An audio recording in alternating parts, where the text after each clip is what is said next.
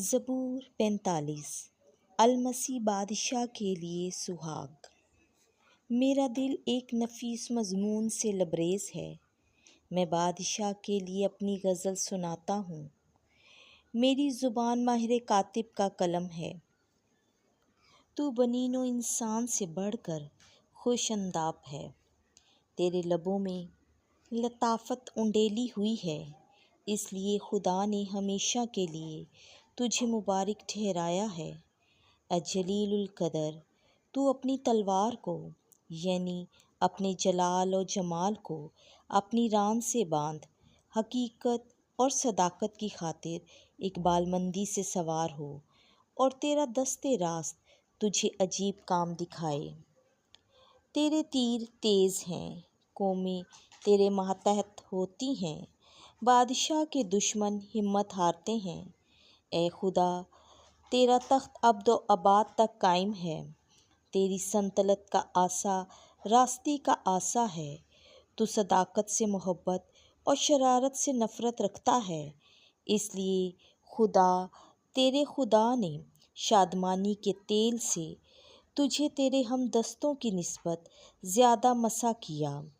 تیرے لباس مور اور عود اور تج سے خوشبودار ہیں۔ آج کے ایوانوں سے تاردار سازوں کی آواز تجھے خوشی دلاتی ہے۔ شاہینوں کی بیٹیاں تیرا استقبال کرتی ہیں۔ ملکہ تیرے دائیں ہاتھ اوفیر کے سونے سے مزین کھڑی ہے۔ اے بیٹی سن، غور کر کے کان لگا، اپنی قوم اور اپنے باپ کا گھر بھول جا، اور بادشاہ تیرے حسن کا مشتاق ہوگا، وہی تیرا خداوند ہے۔ تو اس کی مطیع ہو، اور سور کے باشندے ہدیہ لے کر آتے ہیں۔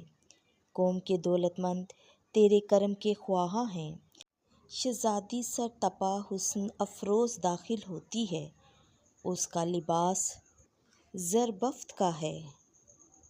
وہ منقش لباس میں بادشاہ کے حضور لائی جاتی ہے، اس کے پیچھے اس کی کنواری خواصیں تیرے سامنے حاضر کی جاتی ہیں۔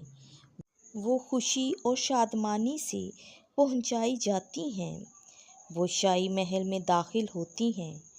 تیرے بیٹے تیرے آبا کے جانشین ہوں گے، تو انہیں تمام روئے زمین پر سردار مقرر کرے گا۔ میں تیرے نام کی یاد پشت در پشت قائم رکھوں گا، اس لیے امتیں ابد و آباد تک تیری تعریف کریں گی۔ آمین۔